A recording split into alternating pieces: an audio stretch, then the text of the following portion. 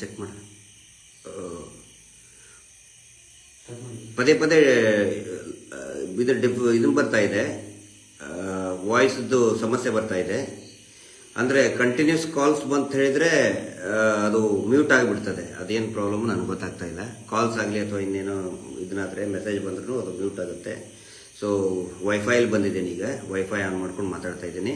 ಒಂದು ವೇಳೆ ಈ ಏನಾದರೂ ಮ್ಯೂಟ್ ಆತಂತ ಹೇಳಿದ್ರೆ ನಾಳೆನೇ ನಾನು ಮಾತಾಡ್ತೀನಿ. ಸಂಪೂರ್ಣ ಎಕ್ಸ್ಪ್ಲನೇಷನ್ ನಾಳೆನೇ ಕೊಡ್ತೀನಿ. ನೋಡಿ, ಸುಜಾತ ಭಟ್ ಅವ್ರ ಬಗ್ಗೆ ಆಗಲೇ ನಾನು ಕೆಲವೊಂದಿಷ್ಟು ಪಾಯಿಂಟ್ ಹೇಳಿದೆ. ಇನ್ನೊಂದೆಂತ ಅವರು ಹೇಳಿದ್ದು, ಇವರು ಪದೇ ಪದೇ ಕೇಳ್ತಾ ಇದ್ದಾರೆ. ಅವರು ಪ್ರತಿಯೊಂದಕ್ಕೂ ಹೇಳೋದು ಆಸ್ತಿದೇ ತರ್ತಾ ಇದ್ದಾರೆ, ನನ್ನ ಆಸ್ತಿ ಹೆಂಗೆ ಹೋಯ್ತು ಅಂತೇಳಿ. ಅದರಲ್ಲಿ ಕೇಳಿದ್ದಾರೆ ದುಡ್ಡು ಏನಾದರೂ ಕೊಟ್ರಾ ಅಂತೇಳಿ. ದುಡ್ಡು ಏನು ಕೊಟ್ಟಿಲ್ಲ. ಮತ್ತಿನ್ನೇನು ಷಡ್ಯಂತ್ರ ಬಂತಿದ್ದು? ದುಡ್ಡೇನಾದರೂ ಆಫರ್ ಮಾಡಿದ್ರಾ? ಇಲ್ಲ ಅಂತ ಹೇಳ್ತಾರೆ. ಇನ್ನು ಯಾವ ಷಡ್ಯಂತ್ರ ಇದು? ಅದನ್ನು ದಯವಿಟ್ಟು ಎಲ್ಲರೂ ನೋಟ್ ಮಾಡ್ಕೊಳ್ಳಿ. ಆನಂತರ ಅವ್ರು ಹೇಳ್ತಾರೆ, ಇಷ್ಟು ದೊಡ್ಡ ಪ್ರಪೋಗಂಡ ಆಗುತ್ತೆ ಅಂತ ನನಗೆ ಗೊತ್ತಿರಲಿಲ್ಲ ಅಂತ ಹೇಳ್ತಾರೆ. ಪ್ರಪೋಗಂಡ ಮಾಡಿದವ್ರು ಯಾರು? ನನಗೆ ಇಷ್ಟೊಂದು ಅವಮಾನ ಆಗ್ತಾ ಇದೆ, ಇಷ್ಟೊಂದು ನನ್ನ ಬಗ್ಗೆ ಅವಹೇಳನ ಅಪಪ್ರಚಾರ ಮಾಡ್ತಾ ಇದ್ದಾರೆ ಅಂತೇಳಿ. ಸುಜಾತ ಭಟ್ ಅವರವ್ರ ಬಗ್ಗೆ ಅಪಪ್ರಚಾರ ಮಾಡಿದವ್ರು ಯಾರು? ಅವಹೇಳನ ಮಾಡಿದವ್ರು ಯಾರು? ಇವರೇ ತಾನೇ ಬೇಕಂತ ಇದೇ ಸುವರ್ಣ ಚಾನಲ್, ಪವರ್ ಟಿವಿ, ಇವರೇ ತಾನೇ ಕಂಟಿನ್ಯೂಸ್ ಆಗಿ ಕೆಟ್ಟ ಮುದುಕಿ, ಕ್ಯಾರೆಕ್ಟರ್ಲೆಸ್ಸು, ಅದು ಇದು ಅಂತೆಲ್ಲ ಪ್ರಪೋಗಂಡ ಮಾಡಿದವ್ರು ಯಾರು? ಇವರೇ ತಾನೇ ಮಾಡಿದವರು. ಆ ಒಂದು ಪ್ರೆಷರ್ ಕ್ರಿಯೇಟ್ ಮಾಡಿ ಅವ್ರದ್ದು ಪೂರ್ತಿ ವಿಚಲಿತ ಮಾಡಿ ಮಾನಸಿಕವಾಗಿ ಕುಗ್ಗಿಸಿ 60 ವರ್ಷಕ್ಕಿಂತ ದಾಟಿದಂತಹ ವಯಸ್ಕರ ಹೆಣ್ಮಗಳ್ರಿ ಅವಳು. ಕಂಟಿನ್ಯೂಸ್ ಆಗಿ ಸೋಷಿಯಲ್ ಮೀಡಿಯಾದಲ್ಲಂತರೂ ಕೆಟ್ಟದಾಗಿ ಬೈಯಕ್ಕೆ ಸ್ಟಾರ್ಟ್ ಮಾಡಿದರು. ಅದನ್ನು ಅವ್ರು ಹೇಳಿದ್ದಾರೆ. ಅಂದರೆ ಫಸ್ಟು ಸುವರ್ಣ ಚಾನಲ್ನಲ್ಲಿ ಏನು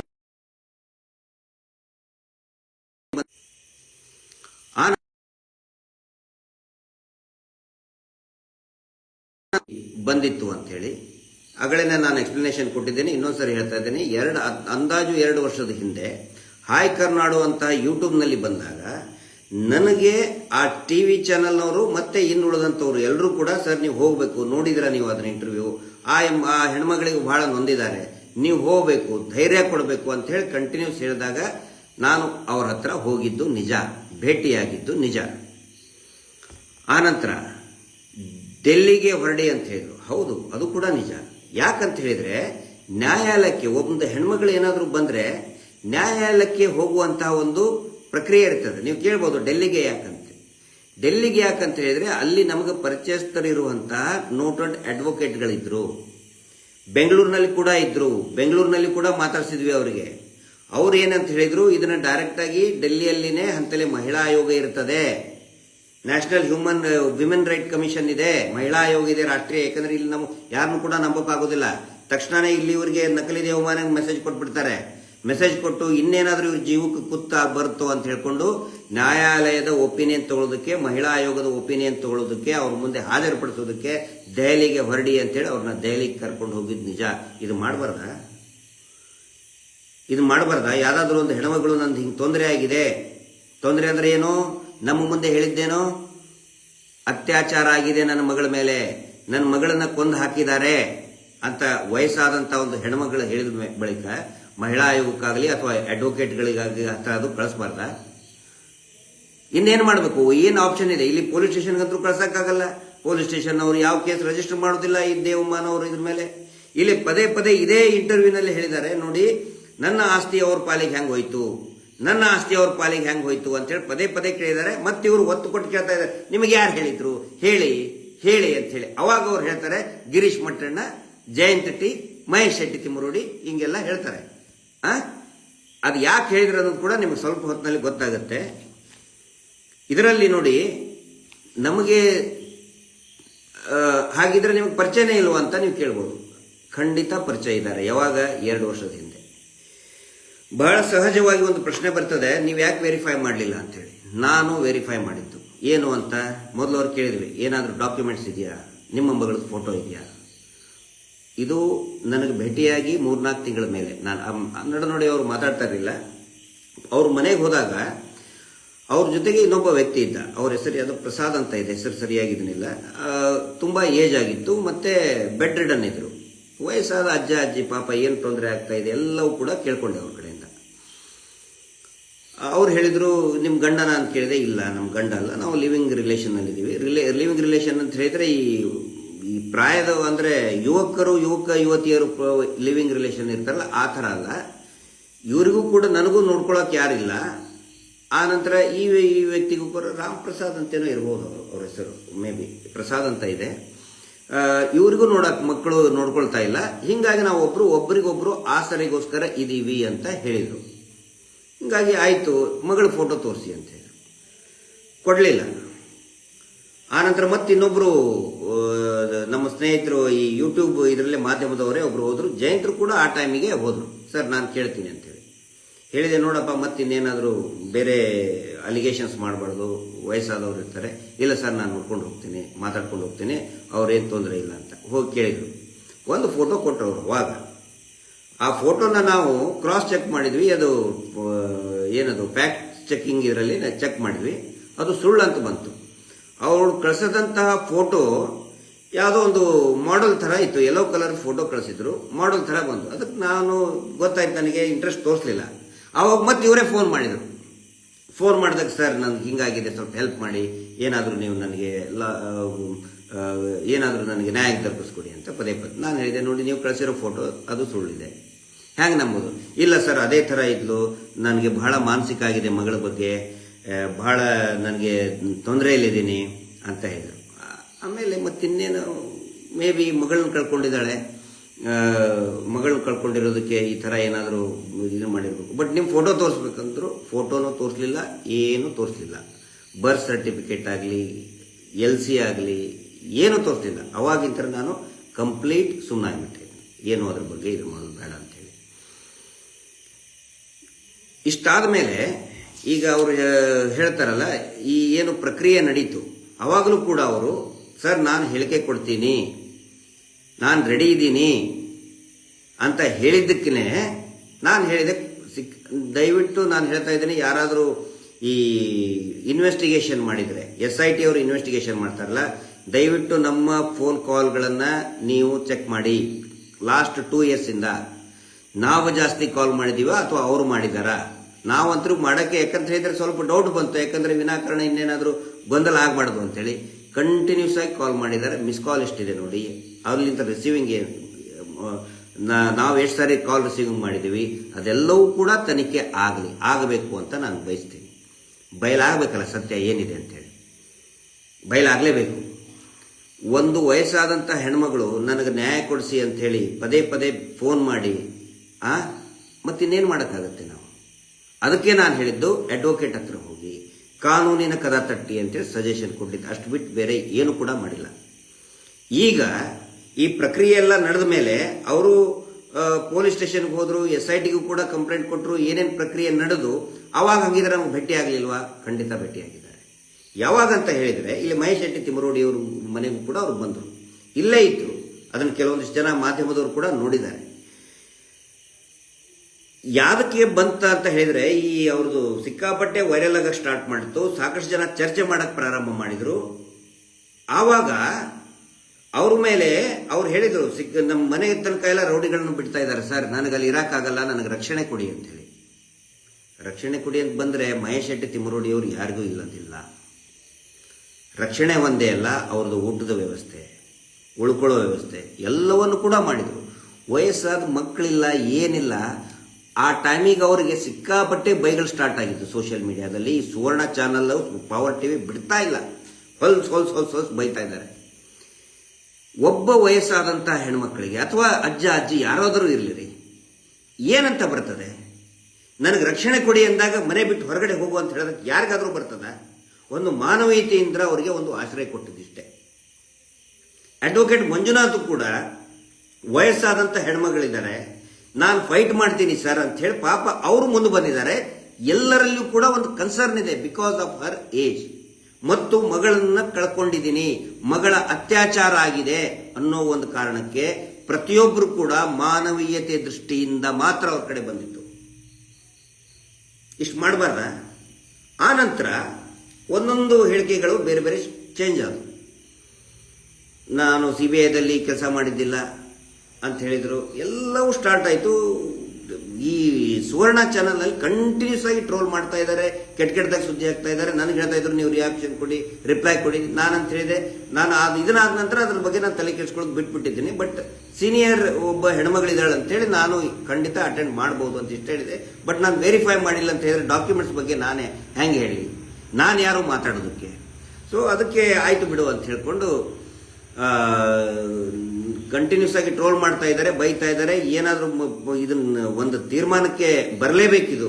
ನಿಜನಾ ಸುಳ್ಳ, ಇವ್ರು ಹೇಳ್ತಾ ಇರೋದು ನಿಜನಾ ಸುಳ್ಳ ಅಂತ ಹೇಳ್ಕೊಂಡು ಅವರು ನಾನು ಕರೆದೆ, ಅವ್ರಿಗೆ ಕರೆದೆ, ಅಮ್ಮ ನಿಜ ಹೇಳಿ, ಇದೇ ಮಾತು ಹೇಳ್ತಾ ಇದ್ದೇನೆ, ಒಂದೇ ಒಂದು ವರ್ಡ್ ಕೂಡ ಚೇಂಜ್ ಇಲ್ಲ ನಾನು ಮಾತಾಡಿದ್ರಲ್ಲಿ. ಅಮ್ಮ ನಿಜ ಹೇಳಿ, ನೀವು ದೊಡ್ಡವರು, ತಾಯಿ ಸಮಾನ, ನನ್ನನ್ನು ನಿನ್ನ ಮಗನ ಥರ ನೋಡ್ಕೊ, ತಿಳ್ಕೊಳ್ಳಿ.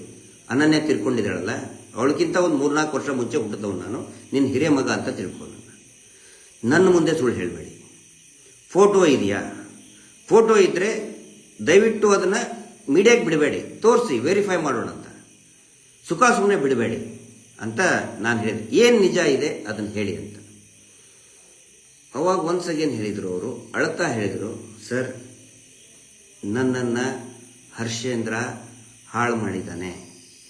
ಆಸ್ತಿ ವಿಚಾರಕ್ಕೋಸ್ಕರ ಹರ್ಷೇಂದ್ರ ಪೂರ್ತಿ ನನ್ನ ಬೆತ್ತಲೆ ಮಾಡಿ, ನನ್ನ ಉಪಯೋಗಿಸ್ಕೊಂಡು ಹೊಡೆದು, ನನ್ನ ದೇಹದ ಮೇಲೆ ಒಂದೇ ಒಂದು ಬಟ್ಟೆ ಇಲ್ದಂಗೆ ಹೊಡೆದು ಬಿಸಾಕಿದ್ರು ಸರ್. ನಾನು ತಪ್ಪಿಸ್ಕೊಂಡು ಯಾರೋ ಒಬ್ಬ ಪುಣ್ಯಾತ್ಮನನ್ನು ಕರ್ಕೊಂಡು ಹೋಗಿ ಅಡ್ಮಿಟ್ ಮಾಡಿದರು. ಅಡ್ಮಿಟ್ ಆದಾಗ ನಾನು ಅಗಡಿ ಆಸ್ಪತ್ರೆ ವಿಲ್ಸನ್ ಗಾರ್ಡ್ನಲ್ಲಿ ಅಡ್ಮಿಟ್ ಆಗಿದ್ದೆ. ಜೀವ ಉಳಿಸ್ಕೊಂಡು ಓಡಿ ಬಂದಿದ್ದೀನಿ ಸರ್ ನಾನು ಅಂತ ಹೇಳಿ ಅಳ್ತಾ ಬಿಕ್ಕಿ ಬಿಕ್ಕಿ ಅಳ್ತಾ ಹೇಳಿದ್ರು.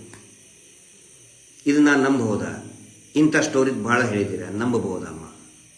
ಎದುರುಗಡೆ ಮಂಜುನಾಥ ಸ್ವಾಮಿ ಮಹೇಶ್ ಶೆಟ್ಟಿ ಇದರಲ್ಲಿ ಇದೆ. ಮಂಜುನಾಥ ಸ್ವಾಮಿ ಇದನ್ನು ಮತ್ತೆ ಚಾಮುಂಡೇಶ್ವರಿದು ಒಂದು ವಿಗ್ರಹ ಇದೆ. ಅದನ್ನು ಹೇಳಿ, ಅದನ್ನು ತೋರಿಸಿ ಹೇಳಿದ್ಲು, ಚಾಮುಂಡೇಶ್ವರಿ ಆಣೆಗೂ ನಿಜ, ಮಂಜುನಾಥ ಸ್ವಾಮಿ ಆಣೆಗೂ ನಿಜ, ನಾನು ಇಲ್ಲಿ ಮಾನ ಮರ್ಯಾದೆ ನನ್ನ ಹಾಳು ಮಾಡಿದ್ದಾರೆ, ಕೆಡಿಸಿದ್ದಾರೆ ಸರ್, ಅದು ನಿಜ. ಟಿವಿನಲ್ಲಿ ನಾನು ಹೆಂಗೆ ಹೇಳ್ಕೊಳ್ಳಿ ಸರ್ ಇದನ್ನೆಲ್ಲ? ನಾನು ಬೆತ್ತಲೆಯಾಗಿ ಬಿದ್ದಿದ್ದೆ ಅಂತ ನಾನು ಹೆಂಗೆ ಹೇಳ್ಕೊಳ್ಳಿ ಸರ್ ಇದನ್ನೆಲ್ಲ? ನನ್ನ ಕಡೆ ಹೇಳ್ಕೊಳಕ್ಕಾಗ್ತಾ ಇಲ್ಲ. ಆನಂತರ ಈ ಮಾತು ಯಾರೇ ಕೇಳಿದ್ರು ಕೂಡ, ನೀನು ಸುಳ್ಳು ಹೇಳ್ತಾ ಇದ್ದೆ, ಹೊರಗಡೆ ಹೋಗು ಅಂತ ಹೇಳಿದ್ರೆ ಹೆಂಗೆ, ಯಾವ ಧೈರ್ಯದ ಮೇಲೆ ಕಳ್ಸೋಣ? ಆಮೇಲೆ ಅವ್ರಿಗೆ ಜಾಸ್ತಿನೂ ಕೂಡ ನಾವು ಮಾತಾಡೋಂಗಿಲ್ಲ. ಮನೆಯಲ್ಲಿ ವಯಸ್ಸಾದಂತಹ ಅಜ್ಜ ಅಜ್ಜಿ ಅವ್ರನ್ನ ನೋಡಿದ್ದವ್ರಿಗೆ ಗೊತ್ತಾಗುತ್ತೆ. ಮಕ್ಕಳ ಥರ ಆಡ್ತಾರೆ ಅವರು. ಜಾಸ್ತಿ ಕೇಳಿದ್ರೆ ಅಳಕ್ ಸ್ಟಾರ್ಟ್ ಮಾಡ್ತಾರೆ. ನನಗೆ ಯಾಕೆ ಕೇಳ್ತೀರಾ ಅಂತ ಕೇಳ್ತಾರೆ, ಬೈತಾರೆ. ಅದನ್ನೆಲ್ಲ ನಾವು ಬೈಸ್ಕೊಂಡಿದ್ದೀವಿ ಅವ್ರ ಕಡೆಯಿಂದ. ಸುಮಾರು ಜನಕ್ಕೆ ಅನಿಸ್ಬೋದು, ಇದು ಹುಚ್ಚಿ ಹಿಡಿದಿದೆ. ನಾನು ಹಂಗನ್ನಲ್ಲ, ಬೈಯಲ್ಲ ಅವ್ರಿಗೆ, ಟೀಕೆ ಮಾಡಲ್ಲ. ದಯವಿಟ್ಟು ಯಾರು ಟೀಕೆ ಮಾಡಬೇಡಿ. ಪ್ರತಿ ಸರಿ ಅವ್ರು ಹಂಗೆ ಹೇಳ್ತಾರೆ. ಏನಾದ್ರು ಜಾಸ್ತಿ ಕೇಳಿದ್ರೆ ಸರ್ಟಿಫಿಕೇಟ್ ತೊಗೊಂಬನ್ನಿ, ನಿಮ್ಮ ಮಗಳದು LC ಯಾವ ಸ್ಕೂಲಲ್ಲಿ ಹೋದ್ರೆ ಅಳಕ್ ಸ್ಟಾರ್ಟ್ ಮಾಡ್ತಾರೆ. ನೀವ್ಯಾರು ಕೇಳಕ್ ನನ್ನ ಮಗಳ ಬಗ್ಗೆ ಕೇಳಕ್ಕಂತೇಳಿ. ಅಂಥ ಪರಿಸ್ಥಿತಿಯಲ್ಲಿ ಹೊರಗಡೆ ಕಾಯ್ತಾ ಇದ್ದಾರೆ ಅವ್ರನ್ನ. ಈ ನಕಲಿ ದೇವಮಾನವನ ಗ್ಯಾಂಗ್ ಕಾಯ್ತಾ ಇದೆ. ಇವರು ನನಗೆ ಫೋನ್ ಮಾಡಿ ಹೇಳ್ತಾ ಇದ್ದಾರೆ, ಮನೆ ಕಡೆ ನಿನ್ನೆ 10 ಜನ ರೌಡಿಗಳು ಬಂದಿದ್ರು ಸರ್, ಮನೆ ಅಕ್ಕಪಕ್ಕದವ್ರು ನನಗೆ ಫೋನ್ ಮಾಡಿ ಹೇಳ್ತಾ ಇದ್ದಾರೆ, ರೌಡಿಗಳನ್ನು ಬಿಟ್ಟಿದ್ದಾರೆ. ಅಂಥ ಪರಿಸ್ಥಿತಿಯಲ್ಲಿ ಅವ್ರನ್ನ ಹೆಂಗೆ ಹೊರಗಡೆ ಕಳಿಸ್ಬೇಕು? ಯಾರಾದರೂ ಉತ್ತರ ಕೊಡಿ.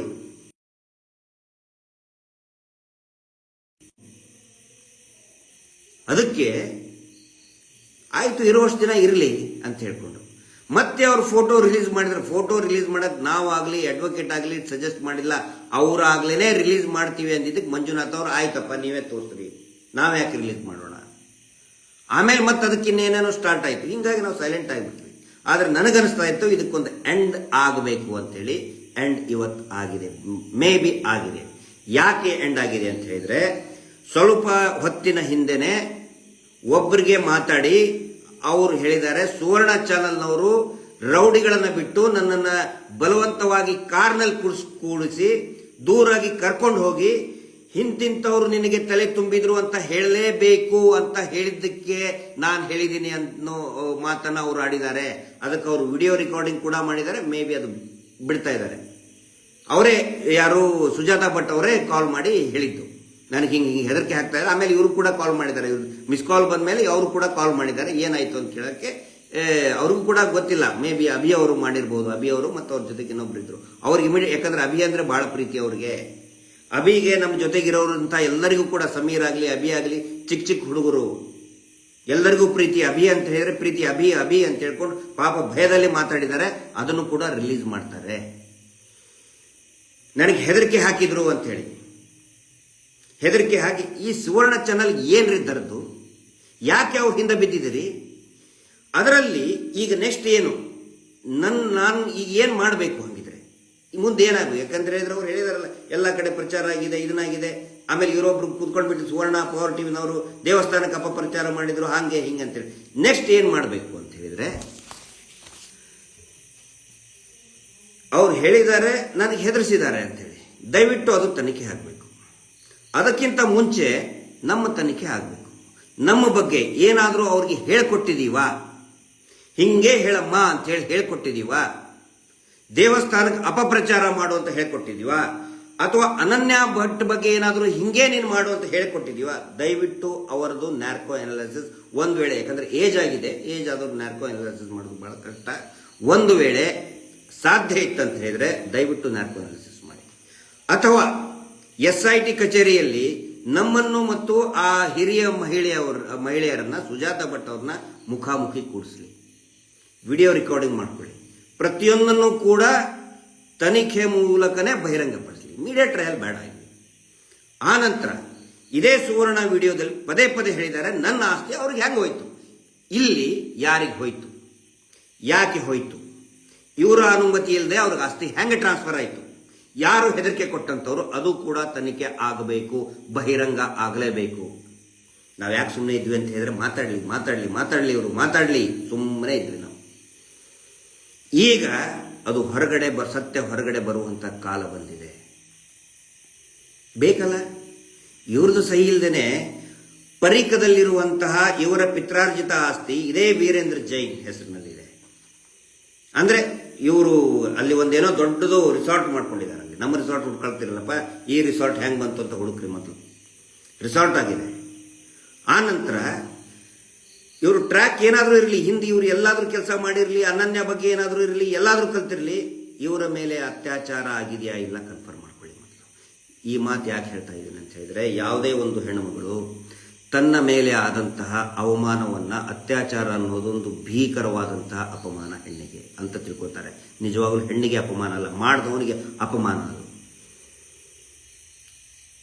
ಮಾಡಿದ್ದು ನಿಜನ ಇಲ್ಲ, ಅದ್ರ ಬಗ್ಗೆ ಇನ್ವೆಸ್ಟಿಗೇಷನ್ ಆಗಬೇಕು. ಇದುವರೆಗೂ ಕೂಡ ಈ ಸುಜಾತ ಭಟ್ ಅವರು ದೂರನ್ನ ಕೊಟ್ಟಿದ್ದು ಇಬ್ಬರ ಮೇಲೆ, ಈ ಧರ್ಮಾಧಿಕಾರಿ ಮತ್ತು ಅವರ ತಮ್ಮ ಹರ್ಷೇಂದ್ರ ಜೈನ್ ಮೇಲೆ. ಅವರಿಬ್ಬರನ್ನು ಕರೆಸೇ ಇಲ್ಲ. ಈಗ ಬರೀ ನಮಗೆ ಅರ್ಧ ಅಂತ ಹೇಳಿದ್ರೆ, ಇನ್ನು ಅರ್ಧ ಸತ್ಯ ಗೊತ್ತಾಗಬೇಕು ಅಂತ ಹೇಳಿದ್ರೆ, ಆರೋಪಿತ ಸ್ಥಾನದಲ್ಲಿರೋರ್ನ, ಅವ್ರು ಯಾರು ಆರೋಪಿತರಂತ ಹೇಳ್ತಾ ಇದ್ದಾರೆ, ಅವ್ರನ್ನ ಕರಿಬೇಕು ಮೊದಲು. ಇದುವರೆಗೂ ಅವ್ರನ್ನ ಕರೆದಿಲ್ಲ. ಅವ್ರ ಜೊತೆಗೆ ಈ ವಿಷಯದ ಬಗ್ಗೆ ಯಾವುದೇ ಟಿವಿ ಚಾನಲ್ ಮಾತಾಡ್ಲಿಲ್ಲ, ಯಾವುದೇ ಸೋಷಿಯಲ್ ಮೀಡಿಯಾ ಪ್ಲಾಟ್ಫಾರ್ಮ್ದವ್ರು ಮಾತಾಡ್ಲಿಲ್ಲ, ಯಾರು ಮಾತಾಡ್ಲಿಲ್ಲ. ಬರೀ 60 ವಯಸ್ಸು ದಾಟಿದಂತ ಅಜ್ಜಿ ಹಿಂದೆ ಎಲ್ಲರೂ ಬಿಟ್ಬಿಟ್ಟಿದ್ದಾರೆ. ಸೋಷಿಯಲ್ ಮೀಡಿಯಾದಲ್ಲಿ ಬಿಟ್ಟಿದ್ದಾರೆ, ಟಿವಿ ಚಾನಲ್ ಒಂದೇ ಹೆದರ್ಸ್ತಾ ಇದ್ದಾರೆ. ಆರೋಪಿತ ಸ್ಥಾನದವರು ಇದುವರೆಗೂ ಯಾರು ಕೇಳಿಲ್ಲ, ಪೊಲೀಸ್ ಸ್ಟೇಷನ್ಗೂ ಕರೆಸಲಿಲ್ಲ, SIT ಅವರು ಕರೆಸಲಿಲ್ಲ. ಸತ್ಯ ಹೆಂಗ ಗೊತ್ತಾಗಬೇಕು ಸ್ವಾಮಿ? ನಮ್ಮ ಬಗ್ಗೆ ಹೇಳ್ತಿರಲ್ಲ, ನಾವು ಕತೆ ಕಟ್ಟಿದ್ವಿ, ಬುರುಡೆ ಗ್ಯಾಂಗ್, ಲೋಫರ್ ಅಜಿತ್ ಜೈನ್, ನಿನ್ಗೆ ಅಪ್ಪ ಅಮ್ಮ ಇದಾರೆ ಇಲ್ಲೋ ನೋಡ್ಕೊ ನೀನು. ಆ ಇನ್ನೊಂದು ಹೆಣ್ಮಗಳು ಕೇಳ್ತಾ ಇದ್ದಾರೆ, ಅವ್ರಿಗಾದ್ರೂ ಅಪ್ಪ ಅಮ್ಮ ಇದಾರೋ, ಅಜ್ಜ ಅಜ್ಜಿ ಇದಾರೋ ಇಲ್ಲ ಅಂತ ಗೊತ್ತಿಲ್ಲ. ಕೆಟ್ಟದಾಗಿ ಟ್ರೋಲ್ ಮಾಡ್ಕೊಂಡು ಬಂದ್ರಿ. ಅವ್ರು ಹೇಳ್ತಾ ಇದಾರಲ್ಲ, ಇಷ್ಟೊಂದು ಅಪಮಾನ ಆಗ್ತಾ ಇದ್ದೀರಿ, ಅಪಪ್ರಚಾರ ಆಗ್ತದೆ ನನಗೆ ಗೊತ್ತಿದ್ದಿಲ್ಲ. ಹೌದ್ರಿ, ಕಂಟಿನ್ಯೂಸ್ ಆಗಿ ಟ್ರೋಲ್ ಮಾಡ್ತೀರಾ, ಕಂಟಿನ್ಯೂಸ್ ಆಗಿ ಬೈತೀರಾ, ಕ್ಯಾರೆಕ್ಟರ್ಲೆಸ್ ಅಂತೀರಾ, ಹೊಲ್ಸೊಸ್ ಬೈತೀರಾ ಅವ್ರಿಗೆ, ಮತ್ ಮಾನಸಿಕವಾಗಿ ಕುಗ್ಗದೆ ಇನ್ನೇನ್ ಮಾಡ್ತಾರೆ? 100% ನಿಜ. ನಾನು ಹೇಳಕ್ ಬರಲ್ಲ ಅತ್ಯಾಚಾರ ಆಯ್ತು ಹಿಂಗಾಯ್ತು, ಅದನ್ನ ಅವರು ಪಾಪ ಮುಜುಗರಕ್ಕೆ ಒಳಗಾಗಿದ್ದಾರೆ. ಹೇಳ್ಕೊಳಕ್ಕೆ ಅವ್ರಿಗೆ ಬಾಯ ಬರ್ತಾ ಇಲ್ಲ. ಒಂದು ಆಸ್ತಿನೂ ಹೋಯ್ತು, ಮಾನ ಮರ್ಯಾದೆನೂ ಹೋಯ್ತು, ಹೊಡೆದು ಹಾಕಿದ್ರು. ನನ್ನ ಮಾತು ಯಾರು ಕೇಳಕ್ ರೆಡಿ ಇಲ್ಲ ಅಂದಿದ್ದಕ್ಕೆ ಸೌಜನ್ಯ ಹೋರಾಟ ಮತ್ತೆ ಪ್ರಾರಂಭ ಆದಾಗ ಧೈರ್ಯ ತಗೊಂಡು ಬಂದಿದ್ದಾರೆ. ಈ ಮಾತನ್ನು ಕೂಡ ಅನೇಕ ಸಾರಿ ಹೇಳಿದ್ದಾರೆ. ಇದನ್ನೆಲ್ಲ ನಾನು ಹೌದು ಅವ್ರು ಕರೆಕ್ಟು ಅಂತ ನಂಬಲಿ ಅಂತ ನಾನು ಹೇಳ್ತಾ ಇಲ್ಲ. ನಂಬುವಂಥ ಪರಿಸ್ಥಿತಿಯಲ್ಲಿ ನಾವು ಇಲ್ಲ, ನೀವು ಇಲ್ಲ, ಯಾರು ಇಲ್ಲ. ಆದರೆ ಅವರಿರುವಂಥ ಸಿಚುವೇಶನ್ ಕೂಡ ನಾವು ಅರ್ಥ ಮಾಡ್ಕೋಬೇಕಾಗ್ತದೆ. ವಯಸ್ಸಾದಂಥವ್ರು ಯಾವ್ಯಾವ ಟೈಪು, ನಮ್ಮ ಮನೆಯಲ್ಲೇ ನನಗೆ ಬೇಜಾರಾಗ್ತಿತ್ತು. ಆಮೇಲೆ ನಾವು ಇದನ್ನ ಮಾಡ್ತಾ ಇದ್ವಿ ನೋಡಿ. ಈ ಎಕ್ಸ್ಪೀರಿಯನ್ಸ್ ಎಲ್ರಿಗೂ ಆಗಿರ್ತದೆ. ಅಜ್ಜ ಅಜ್ಜಿ ಇದ್ದಂಥವ್ರು, ತಂದೆ ತಾಯಿ ವಯಸ್ಸಾದ ಮೇಲೆ ಮಗುವಿನ ಥರ ಬಿಹೇವ್ ಮಾಡ್ತಾರೆ. ನಾವು ಸಮಾಧಾನದಿಂದ ಇರಬೇಕು. ನನಗೂ ಇವತ್ತಿಗೂ ಕೂಡ ಒಂದು ದುಃಖ ಕಾಡ್ತದೆ. ಅಪ್ಪ ಇದ್ದಾಗ ಒಂದೊಂದು ಸರಿ ನಾನು ಸಿಟ್ಟಲ್ಲಿ ಮಾತಾಡ್ಬಿಟ್ಟೆ ಅಂತೇಳಿ. ಹಂಗಾಗ್ತದೆ. ಅವ್ರ ಮೇಲೆ ಒಂದು ಮಾನವೀಯತೆ ಕಾಳಜಿ ಇಟ್ಕೊಂಡು ಹೆಲ್ಪ್ ಮಾಡಿದ್ದು ಎಲ್ಲರೂ ಕೂಡ. ಇವತ್ತಿಗೂ ಕೂಡ ನಾನು ಅವರಿಗೆ ಬೈಯೋದಿಲ್ಲ, ಟೀಕೆ ಮಾಡೋದಿಲ್ಲ. ಯಾರು ಟೀಕೆ ಮಾಡಬೇಡಿ. ನಮ್ಮ ಮನೆಯಲ್ಲಿರುವಂತಹ ಅಜ್ಜ ಅಜ್ಜಿ ಅಂತ ತಿಳ್ಕೊಂಡು ಸುಮ್ಮನಾಗಬೇಡಿ. ಸತ್ಯ ಹೊರಗಡೆ ಬಂದೇ ಬರ್ತದೆ.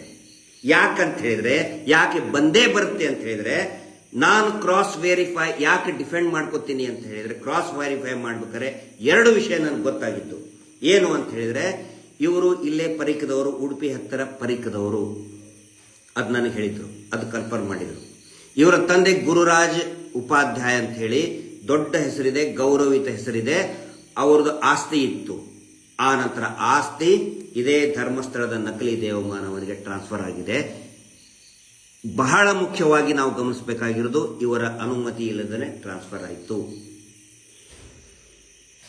ಯಾವಾಗ ಇದು ವಿಷಯ ಗೊತ್ತಾಯಿತು, ಅವಾಗ ಹೌದು ದೇರ್ ಇಸ್ ಸಮಥಿಂಗ್. ಅದನ್ನು ಇನ್ವೆಸ್ಟಿಗೇಷನ್ ಮಾಡೋದು ನಾನಲ್ಲ, ಸೌಜನ್ಯ ಹೋರಾಟಗಾರರಾಗಲಿ, ಜಯಂತ್ ಟಿ ಅವರಾಗಲಿ, ಮಂಜುನಾಥ್ ಅಡ್ವೊಕೇಟ್ ಆಗಲಿ, ಮಹೇಶ್ ಶೆಟ್ಟಿ ತಿಮ್ರೋಡ ಅವರಾಗಲಿ ಅಲ್ಲ. ಇನ್ವೆಸ್ಟಿಗೇಟಿಂಗ್ ಏಜೆನ್ಸಿ ಅಂತ ಇದೆ. ಅದಕ್ಕೆ ಪೊಲೀಸ್ ಇರ್ಬೋದು, SIT ಇರ್ಬೋದು, ಯಾರಾದರೂ ಇರ್ಬೋದು. ಅವ್ರು ಇನ್ವೆಸ್ಟಿಗೇಟ್ ಮಾಡಿ ಮೊದಲು ಹ್ಯಾಂಗ್ ಟ್ರಾನ್ಸ್ಫರ್ ಆಯಿತು. ಅದನ್ನು ಇಡೀ ಆಸ್ತಿ ಪೂರ್ತಿ ಇಡೀ ಗಂಟು ಹೋಗ್ಬಿಟ್ಟಿದೆ. ಹ್ಯಾಂಗ್ ಹೋಯ್ತು? ಇವರ ಭಾವ, ಇವರ ಸಂಬಂಧಿಕರು, ಅವ್ರ ಬಗ್ಗೆ ನನಗೆ ಗೊತ್ತಿಲ್ಲ, ನಾನು ಮಾತಾಡಬಾರ್ದು. ಅದು ಅವ್ರ ಇಂಟರ್ನಲ್ ಮ್ಯಾಟ್ರು, ಫ್ಯಾಮಿಲಿ ಮ್ಯಾಟ್ರ್, ನಾನು ಮಾತಾಡಕ್ಕೆ ಹೋಗಲ್ಲ. ಬಟ್ ಏನೇ ಇದ್ರೂ ಕೂಡ ಇವರಿಗೆ ಒಂದು ಪೊಸೆಸಿವ್ನೆಸ್ ಇದೆ. ನನ್ನ ಅಪ್ಪ, ನನ್ನ ಅಜ್ಜಂದಿರ ಆಸ್ತಿ ನನ್ನ ಕೇಳದೆ, ನನ್ನ ಸಹಿ ಇಲ್ಲದೆ ಇವರು ಮಾಡಿಸ್ಕೊಂಡಿದ್ದಾರೆ. ಹೆಂಗೆ ಮಾಡಿಸ್ಕೊಂಡ್ರು? ಪ್ರತಿ ಸಾರಿನೂ ಕೂಡ ದೆಹಲಿಗೆ ಹೋಗ್ಬೇಕಾದ್ರೂ ಕೂಡ ನಡು ರಸ್ತೆಯಲ್ಲಿ ನಿಂತ್ಕೊಂಡು ಹತ್ತಿದ್ದಾರೆ. ನ್ಯಾಯ ಸಿಗಬೇಕು ಸರ್. ಸೌಜನ್ಯಗಳಿಂದ ನಾನು ದೆಹಲಿಗೆ ಬರುವಂಗಾಯ್ತು, ನನ್ನ ಧ್ವನಿ ಹೇಳುವಂಗಾಯ್ತು, ಇಲ್ಲಿ ನ್ಯಾಯಾಲಯದಲ್ಲಿ ಹೇಳುವಂಗಾಯ್ತು, ಇಲ್ಲಿ ಬರುವಂಗಾಯ್ತು. ಪ್ರತಿ ಶಬ್ದದಲ್ಲಿ ಅವ್ರದ್ದು ಒಂದು ನೋವಿದೆ. ನೀವು ಟೀಕೆ ಮಾಡಿ, ನಾನು ಮಾತ್ರ ಸುಜಾತ ಭಟ್ಗೆ ಏನಾದರೂ ಅನ್ಲಿ, ನಾನು ಮಾತ್ರ ಅವ್ರು ಏನೋ ಒಂದು ಅಜ್ಜ ಅಜ್ಜಿ ಸುಳ್ಳು ಹೇಳಿದಾರ, ಅನನ್ಯ ಭಟ್ ಬಗ್ಗೆ ಹೇಳಿದಾರ, ಅದು ಕೂಡ ಗೊತ್ತಿದೆ ನನಗೆ. ಅದನ್ನು ಈಗ ರಿವೀಲ್ ಮಾಡಲ್ಲ. I know everything. ಟೀಕೆ ಏನನ್ನು ಬೈತಾ ಇದಾರಲ್ಲ, ಮಗಳು ಏನು ಇದ್ಲ ಇಲ್ಲ, ಎಲ್ಲಿದ್ರು, ಇಲ್ಲಿ ಎಜುಕೇಶನ್ ಹೆಂಗಾಯ್ತು, ಯಾರು ಮಾಡಿಸಿದ್ರು, ಅನೇಕ ರಹಸ್ಯಗಳು ಗಿರೀಶ್ ಮಟ್ಟಣ್ಣ ಅವ್ರಿಗೆ ಗೊತ್ತಿದೆ. ನಾನು ಹೇಳೋದ್ರಿಂದ ಅವರಿಗೆ ಅವಮಾನ ಆಗುತ್ತೆ. ಅದು ಕೂಡ ಬಹಳ ಇಂಪಾರ್ಟೆಂಟು. ಇವ್ರೇನು ಬಂದ್ರಲ್ಲ ಸುವರ್ಣದವರು, ಅವ್ರಿಗೆ ಬರೀ ಸುಜಾತ ಭಟ್ ಒಂದು ಸುದ್ದಿ. ಸುಜಾತ ಭಟ್ ನನಗೆ ಬರೀ ಸುದ್ದಿ ಅಲ್ಲ. ಕೋಟಿ ಜನ ವಿರೋಧ ಮಾಡಿ ನನ್ನ ಮಾತಿಗೆ, I stand with my words. ಕೋಟಿ ಜನ ಟೀಕೆ ಮಾಡಿ ಅಸಹಾಯಕರ ಜೊತೆಗೆ ನಿಂತ್ಕೊಳ್ಳೋದೇ ಸೌಜನ್ಯ ಹೋರಾಟಗಾರರ ಪ್ರಥಮ ಕರ್ತವ್ಯ. ಅಸಹಾಯಕರಿದ್ದಾರೆ, ಬೈರಿ ಈ ಮಾತಿಗೆ ನನಗೆ. ಇಷ್ಟೆಲ್ಲ ಅಂದ್ರೂ ಯಾಕ್ರಿ ಅವಳು ನಂಬ್ತೀರಿ? ಎಲ್ಲೋ ಒಂದು ಕಡೆ ಸತ್ಯ ಇದೆ. ಹಾಳು ಮಾಡಿದ್ದಾರೆ, ಕೆಡಿಸಿದ್ದಾರೆ, 100ಕ್ಕೆ 100 ನಿಜ. ಅದನ್ನ ಜನರ ಮುಂದೆ ತೆರೆದಿಡೋ ಕೆಲಸ ಗಿರೀಶ್ ಮಟ್ಟಣ್ಣವ್ರದ್ದು ಅಲ್ಲ. ಅದು ಕಂಪ್ಲೇಂಟ್ ಕೊಟ್ಟಿದ್ದಾರಲ್ಲ, ಆರೋಪಿತರಿದಾರಲ್ಲ, ನನ್ನ ಮುಂದೆ ಹೇಳಿದ್ದಾರೆ. ಹರ್ಷೇಂದ್ರ ಜೈನ್ ನನ್ನ ಬೆತ್ತಲೆ ಹಿಂಗೆ ತೋರಿಸಿದ್ರು. ಅವ್ರು ಹಿಂಗೆ ಬಟ್ಟೆ ಹಿಡ್ಕೊಂಡು ತೋರಿಸಿದ್ರು. ಒಂದು ತುಂಡು ಬಟ್ಟೆ ಇಲ್ಲದೆ ನಾನು ಹೊಡೆದು ಹಾಕಿದ ಸರ್. ಒಂದು ತುಂಡು ಬಟ್ಟೆ ಇಲ್ಲದೆ ಹೆಂಗೆ ಹೇಳ್ಕೊಳ್ಳಿ ನಾನು? ಅದರ ಸಲುವಾಗಿ ಒಂದು ಮಾನವೀಯತೆ ದೃಷ್ಟಿಯಿಂದ ಅವ್ರ ಜೊತೆಗೆ ನಿಂತ್ಕೊಂಡಿತ್ತು. ಅರ್ಧ ಸತ್ಯ ಅರ್ಧ ಸುಳ್ಳು ಗೊತ್ತಾಗಿದೆ. ಇನ್ನು ಅರ್ಧ ಸತ್ಯ ಗೊತ್ತಾಗಬೇಕು ಅಂತ ಹೇಳಿದ್ರೆ, ಆರೋಪಿತ ಸ್ಥಾನದಲ್ಲಿರೋರು ದೇವಸ್ಥಾನದ ಹೆಸರು ಹೇಳಿಕೊಂಡು 100 ಆಸ್ತಿಗಳನ್ನು ಕಬಳಿಸಿದಾರಲ್ಲ, ಅವ್ರನ್ನ ಸಮನ್ ಮಾಡಬೇಕು, ಅವ್ರನ್ನ ವಿಚಾರಣೆ ಮಾಡಬೇಕು, ಮಾತ್ರ ಗೊತ್ತಾಗುತ್ತೆ. ನಾನು ಎಲ್ರಿಗೂ ಒಂದು ಮಾತು ಹೇಳಕ್ಕೆ ಇಷ್ಟಪಡ್ತಾ ಇದ್ದೀನಿ. ಕೊನೆಯದಾಗಿ, ಈ ಹೋರಾಟ ಇದೆಯಲ್ಲ, ಇದು ನಕಲಿ ದೇವಮಾನವ ಕುಟುಂಬದ ವಿರುದ್ಧ ಅಂತ ಅದರ ಅರ್ಥ. ಸುಳ್ಳು ಪ್ರಚಾರದ ವಿರುದ್ಧ ಮಾಡ್ತಾ ಇರುವಂತಹ ಹೋರಾಟ. ನಾವು ಈಗ ಹೋರಾಟ ಮಾಡ್ತಾ ಇರೋದು, ಹೊಡೆದಾಡ್ತಾ ಇರೋದು, ಯುದ್ಧ ಮಾಡ್ತಾ ಇರೋದು ಸುಳ್ಳು ಪ್ರಚಾರದ ವಿರುದ್ಧ, ಅಪಪ್ರಚಾರದ ವಿರುದ್ಧ. ಅದಕ್ಕೆ ನಾವು ರೆಡಿ ಇದ್ದೀವಿ. ಎಷ್ಟೇ ಅಪಪ್ರಚಾರ ಮಾಡಿದ್ರು ನಾವು ಏನು ಹೇಳಬೇಕು ಅದನ್ನು ಹೇಳ್ತೀವಿ. ನಂಬ್ರಿ ಅಂತ ನಾನು ಹೇಳಲ್ಲ. ಏನು ನಡೆದಿದೆ ಅದನ್ನು ಹೇಳ್ತಾ ಇದ್ದೀನಿ. ನಂಬೋದು ಬಿಡೋದು ನಿಮಗೆ ಬಿಟ್ಟಿತ್ತು. ಅಥೆಂಟಿಕ್ ಆಗಿ ಹೇಳೋದು SIT ಅವ್ರು ಮಾಡಬೇಕು. ದಯವಿಟ್ಟು ನಮ್ಮನ್ನು ಕೂಡ ಕರೆಸಿ. ಹೆಂಗೆ ಭೇಟಿಯಾದರು, ಹೆಂಗೆ ಭೇಟಿಯಾದರು, ಯಾಕೆ ಅವ್ರಿಗೆ ನಾವು ಹೆಲ್ಪ್ ಮಾಡೋಕೆ ಹೋದ್ವಿ, ಪ್ರತಿಯೊಂದು ಕೂಡ ಬಯಲಾಗಲಿ. ನ್ಯಾರ್ಕೋ ಅನಾಲಿಸಿಸ್ ಮಾಡಿಸ್ತೀರಾ? ಖಂಡಿತ ಮಾಡಿಸಿ. ಲೈವಲ್ಲಿ ಮಾಡಿಸಿ. ನಂದು ಲೈವಲ್ಲಿ ಮಾಡಿಸಿ ನ್ಯಾರ್ಕೋ ಅನಾಲಿಸಿಸ್. ಆ 4 ಜನ ರೇಪಿಸ್ಟ್ಗಳು ಏನೋ ನಾರ್ಕೋ ಅನಾಲಿಸಿಸ್ ಮಾಡಿಸಿದ್ವಿ ಅಂತೇಳಿ ಇನ್ನೂ ಮಟ್ಟ ವರದಿನೇ ಕೊಟ್ಟಿಲ್ಲ. ಹಂಗಲ್ಲ, ಲೈವ್ ಅಲ್ಲಿ ನಂದು ನಾರ್ಕೋ ಅನಾಲಿಸಿಸ್ ಮಾಡಿ ಅಕಸ್ಮಾತ್ ಮೆಡಿಕಲ್ ಪ್ರೊವೈಡ್ ಮಾಡಿದರೆ, ಮೆಡಿಕಲ್ ಪರ್ಮಿಷನ್ ಇತ್ತಂತ ಹೇಳಿದ್ರೆ ಆ ಸುಜಾತ ಭಟ್ ಅವ್ರದ್ದು ಮಾಡಿಸಿ. ಪಾಪ ಮೇ ಬಿ ಅದು ಒಪ್ಪಲಿಕ್ಕಿಲ್ಲ, ಬಟ್ ಮಾಡಿಸಿ, ಲೈವ್ ಅಲ್ಲೇ ಮಾಡಿಸಿ ಸರ್. ನಾವು ಒಪ್ಪದಿದ್ದೀನಿ ಅದಕ್ಕೆ. ಸುಖ ಸುಮ್ಮನೆ ಟ್ರೋಲ್ ಮಾಡೋದು ಇಷ್ಟು ದಿನ ನಾನು ಮಾತಾಡಿದ್ದಿಲ್ಲ, ಇವತ್ತು ಮಾತಾಡುವಂಥ ಸಂದರ್ಭ ಬಂದಿದೆ. ಅವ್ರು ಹೇಳ್ತಾರೆ ನನಗೆ ಹೆದರ್ಸಿದ್ರು, ಸುವರ್ಣ ಚಾನಲ್ನವರು ಹೆದರ್ಸಿ ಕರ್ಕೊಂಡು ಹೋಗಿ ನಂದು ರಿಕಾರ್ಡಿಂಗ್ ಮಾಡ್ಕೊಂಡ್ರು. ಇನ್ನೊಂದು ಹೇಳ್ತಾ ಇದ್ದೀನಿ, ಜಸ್ಟ್ 2 days ಬಿಫೋರ್, 2 ದಿನದ ಹಿಂದೆ ಹೇಳಿದ್ದಾರೆ ಸುಜಾತ ಭಟ್ ಏನಂತ, 2 ಲಕ್ಷ ಆಫರ್ ಕೊಟ್ಟಿದ್ದಾರೆ ಸರ್ ಅಂತ ಹೇಳಿ ಕನ್ಸರ್ನ್ಡ್ ಒಬ್ಬ ಅಡ್ವೊಕೇಟ್ಗೆ ಹೇಳಿದ್ದಾರೆ. ಅವ್ರು ಹೇಳಿದ್ದಾರೆ ನೀನು ಒಂದೇ ₹1 ತಗೊಂಡ್ರು ಕೂಡ ಅದು ಲಂಚ ತಗೊಂಡಂಗೆ, ನೀನು ತಗೋಬೇಡಮ್ಮ ಅಂತ ಹೇಳಿದ್ದಾರೆ. ಆಯ್ತು ಸರ್ ತಗೊಳ್ಳಲ್ಲ ಅಂತ ಹೇಳಿದ್ದಾರೆ. ಪಾಪ ತಗೊಂಡಿಲ್ಲ ಅವರು. ಏನಾಗಿದೆ ಗೊತ್ತಿಲ್ಲ ನಮಗೆ. ಒಂದು ಟಿವಿ ಚಾನಲ್ನವರು ಅವ್ರಿಗೆ ಆಫರ್ ಮಾಡಿದ್ರಂತೆ, ಯಾವುದೋ ಒಂದು ಟಿವಿ ಚಾನಲ್, ಹೆಸರು ಬೇಡ, ಆಫರ್ ಮಾಡಿದ್ರಂತೆ. ಬೇಡ ಸರ್ ನಾನು ಆಮೇಲೆ ತಗೊಳ್ಳಲ್ಲ ಅಂತ ಹೇಳಿದ್ರಂತ ಅವರು. ಇಷ್ಟೆಲ್ಲ ನಡೆದಿದೆ, ನಾವು ಸುಮ್ಮನೆ ಕೇಳಿಸ್ಕೊಳ್ತಾ ಇದ್ವಿ. ನಮಗೂ ಇತ್ತು ತೆರೆ ಬೀಳಬೇಕು ಅಂತೇಳಿ. ಮೇ ಬಿ ಇವತ್ತು ತೆರೆ ಬೀಳ್ತದೆ ಅಥವಾ ನಾಳೆ ತೆರೆ ಬೀಳ್ತದೆ, ಬೀಳಲೇಬೇಕು. ಏನೇ ಆದರೂ ಕೂಡ ದಯವಿಟ್ಟು ಕೊನೆಯದಾಗಿ ನಾನು ರಿಕ್ವೆಸ್ಟ್ ಮಾಡ್ಕೊಳ್ತಾ ಇದ್ದೀನಿ, ಅವ್ರನ್ನ ಟೀಕೆ ಮಾಡಬೇಡಿ ಸುಜಾತ ಭಟ್ ಅವರು. ನಮ್ಮ ಅಜ್ಜಿನೋ ಏನೋ ಹೇಳಿದ್ದಾರೆ, ಆದರೆ ಅವರು ಹಾಳಾಗಿದ್ದು ಕೂಡ ನಿಜ. ಸಪೋರ್ಟ್ ಮಾಡ್ತಿರೋ ಬಿಡ್ತಿರೋ ನಿಮಗೆ ಬಿಟ್ಟಿತ್ತು. ಬಟ್ ತನಿಖೆಗೆ ಮಾತ್ರ ನಮ್ಮನ್ನು ಹೆಂಗೆ ಕರೆಸ್ತಿರೋ, ಆರೋಪಿತ ಸ್ಥಾನದಲ್ಲಿದ್ದವ್ರು ಕರೆಸಿದರೆ ಮಾತ್ರ ಇದು ಹೊರಗಡೆ ಬಿಡ್ತದೆ ನಿಜ. ಇಲ್ಲ ಅಂದರೆ ಸುಖ ಸುಮ್ಮನೆ ಟ್ರೋಲ್ ಮಾಡ್ತಾ ಮತ್ತು ಸುಳ್ಳುಗಳನ್ನು, ಇದು ಸುಳ್ಳಿನ ಸಾಮ್ರಾಜ್ಯ ಆಗಿದೆ. ನಾವು ಹೋರಾಡ್ತಾ ಇರೋದು ನಕಲಿ ದೇವಮಾನವನ ವಿರುದ್ಧ ಹೋರಾಡೋದು ಅಂತ ಹೇಳಿದ್ರೆ, ಸುಳ್ಳು ಅಪಪ್ರಚಾರದ ವಿರುದ್ಧ ಹೋರಾಟ ಮಾಡ್ದಂಗೆ ನಾವು ರೆಡಿ ಇದ್ದೀವಿ. ಏನಾದರೂ ಅನ್ಕೊಳ್ಳಿ. ಗುಡ್ ನೈಟ್, ನಮಸ್ತೆ. Justice for Soujanya.